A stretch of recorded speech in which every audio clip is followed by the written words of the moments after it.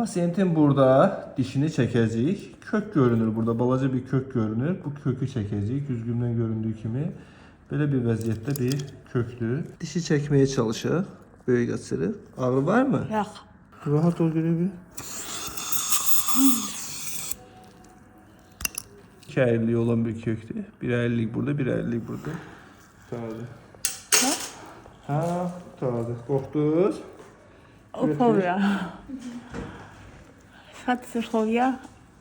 Ağır Sadəcə qətiyə fob- yoxdur. Prost mənim fobiyalarım başa bilmirəm. Xanım deyir həmişə kömək gətirirdim, bu səfər gətirəmədim. Qonşuya da dedim gəl.